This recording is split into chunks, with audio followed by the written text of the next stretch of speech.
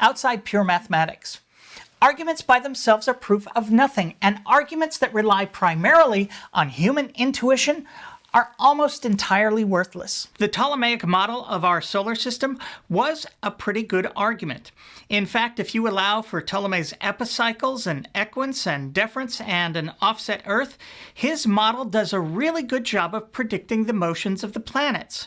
And intuitively, it makes a whole lot more sense than the idea that we are traveling around the sun, spinning at 1,000 miles an hour. Watching the night sky, it seems intuitively obvious that everything is moving around us and that we are standing absolutely still. Of course, that's not the case. How do we know? Well, because some people wouldn't settle for mere argument and intuition, and they wouldn't allow themselves to cheat by using the additional arguments Ptolemy used, epicycles, equants, deference, and an offset Earth, to bring that theory in line with observation. Someone finally had the courage to gather the data and follow that data wherever it led, even when that data fell afoul of the divine word and our comfortable intuitions regarding the place of humanity at the center of the cosmos.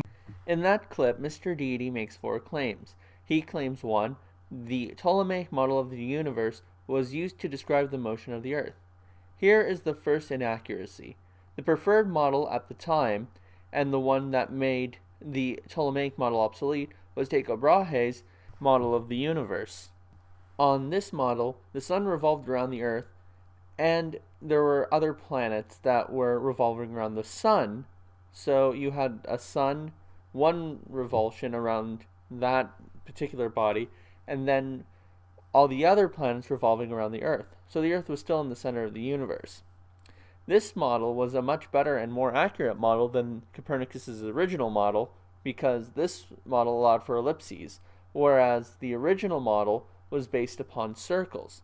There was no dogmatic attachment to the Ptolemaic model, but just geocentrism in general.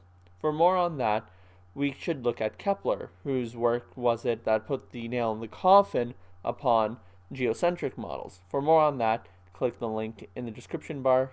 Claim 2. The Ptolemaic model of the universe was based on intuition, not science. The next claim is that Ptolemy's model is just a mere intuition or hypothesis without any predictive or helpful capability. But this too is wrong. The Ptolemaic model is indeed a helpful fiction, and it is still helpful.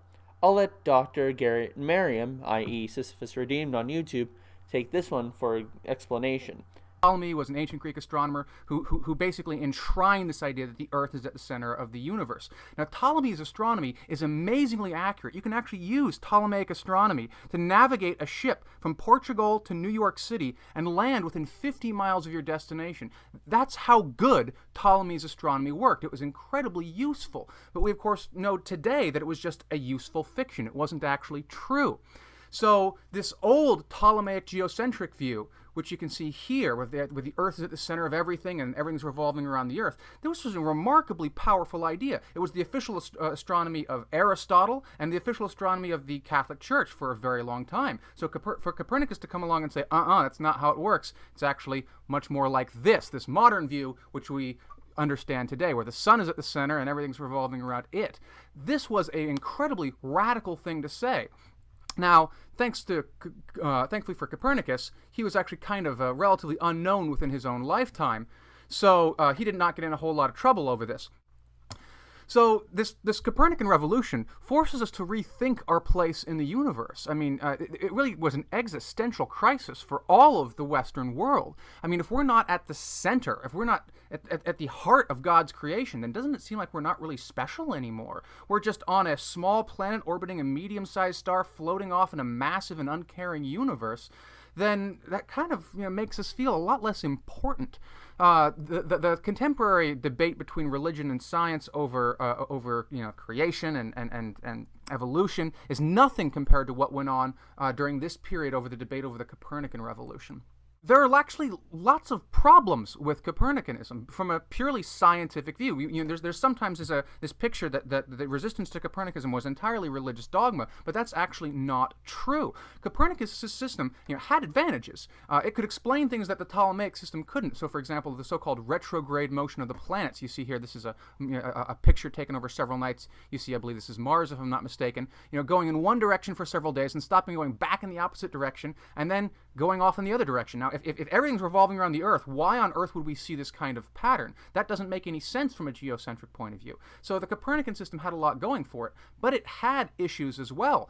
I mean, for one thing, the math didn't work. I mean, if you actually sit down and look at the math that Copernicus proposed, his math is wrong. His math does not actually describe the way that the Earth moves. And now we know this the reason why his math is wrong today is because Copernicus was assuming that the orbit of the Earth was circular. Subsequent astronomers such as Tycho Brahe and Johannes Kepler figured out that the problem wasn't with the math per se, it was with this assumption that the Earth's orbit was circular. In fact, it's actually an ellipse.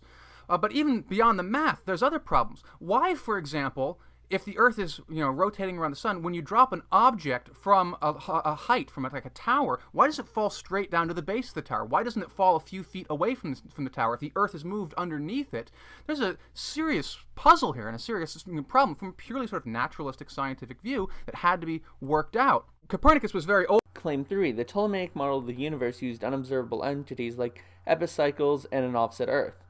But so did Copernicus' model of the universe. In fact, all scientific models utilize what are known as unobservable entities that we don't see. No one has ever seen gravity with their eyes or senses. Nobody has ever seen a quark. They are verified by the model, and they are verified in its own right. When the model itself is verified, so are its unobservable entities. When it comes right down to it, the very fact that we don't have a direct experience with gravity, but only observe its effects upon us, not to mention the fact that we never see quarks, doesn't invalidate these models. It just means that some parts of it are just unobservable. And no one was there to observe these various Ptolemaic entities either. Claim 4. Copernicus and Galileo were following the evidence wherever it led, and the data wherever they could find it. Copernicus, sure. Galileo, not so much. Galileo, on his own, published a polemic that was titled Dialogue Concerning the Two Chief World Systems to the public, despite the fact that there was a pope friendly to Galileo at the time. Galileo ended up creating a character, Simplicio, meaning simpleton in Latin, regurgitating the arguments that the pope, among others, had made, putting the pope kind of against the whole model. Galileo was kind of a stumbling block to it, if you want to say that. Giving a work to the public when you could have given it to the academic world for scrutiny would have been a much better way to go. And in fact, if you have a pope who is much more open to it, so much the better. If you go against him, you've kind of burned a bridge. Furthermore, Galileo did not even bother addressing Brahe's model of the universe, because in the dialogue, only Ptolemy's model of the universe was addressed. Now, this is important because if you're going to critique a scientific thought, you might as well go with the better model on this one. Not to mention, the fact is, Galileo preferred his model to the one that was established because of the way it worked to explain the motion of the tides, something which no one thinks worked at all, past, present, or future. I just wanted to post this video to show that not only is Mr. Deity unfamiliar with science and philosophy, but also history. If you get your view from a comedian, don't be surprised to find out they're a joke.